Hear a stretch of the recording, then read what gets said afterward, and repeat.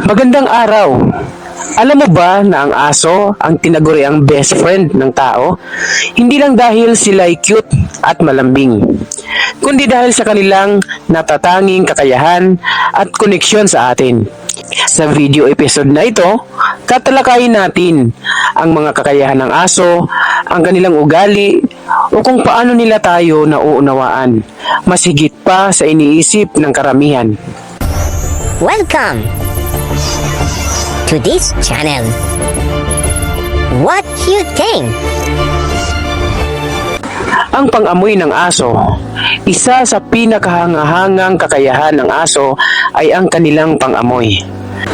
Ang ilong ng aso ay may mahigit na 220 million sense receptor. Samantalang ang tao ay may halos 5 million lamang. Kaya nilang makaamoy ng bagay na kahit wala sa ating radar. Tulad ng droga, bomba o kahit kanser sa tao. Ang pandinig ng mga aso, mas sensitibo rin ang kanilang pandinig. Naririnig nila ang mas mataas na frequency ng tunog na hindi naririnig ng tao.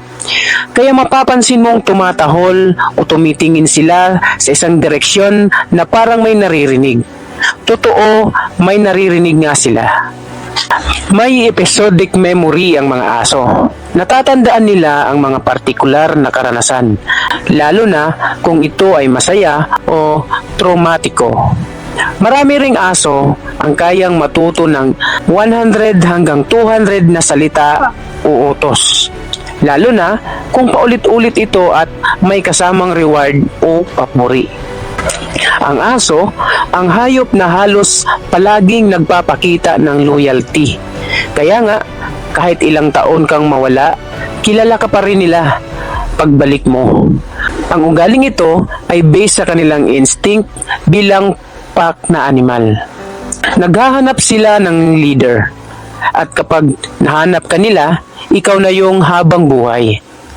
Natural sa aso ang maging protective, lalo na kung nararamdaman nilang may panganib sa pamilya nila.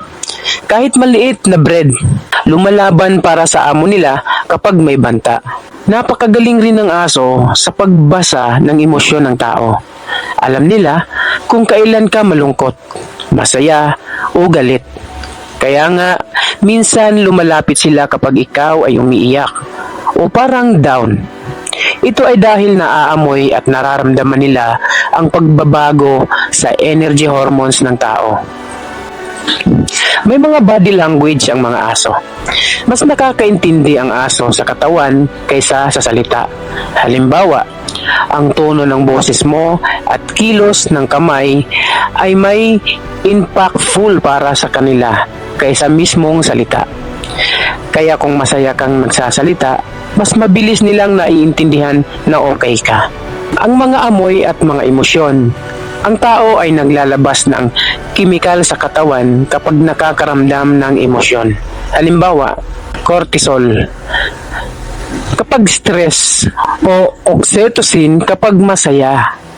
Kayang ma-detect ng aso ang mga pagbabago sa amoy ng katawan natin. Kaya alam nila kung kailan ka kinakabahan, malungkot o excited.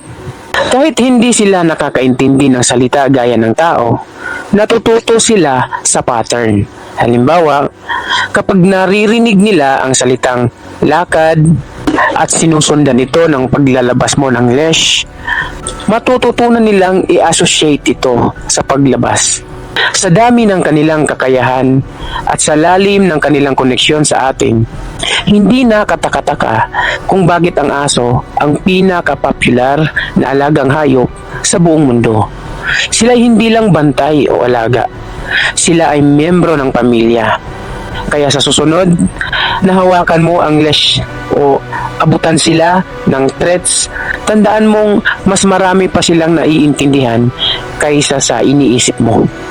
Salamat sa panonood at pakikinig. Kung may aso ka rin sa bahay, i-comment mo kung ano ang pinakakakatuwang ugali nila.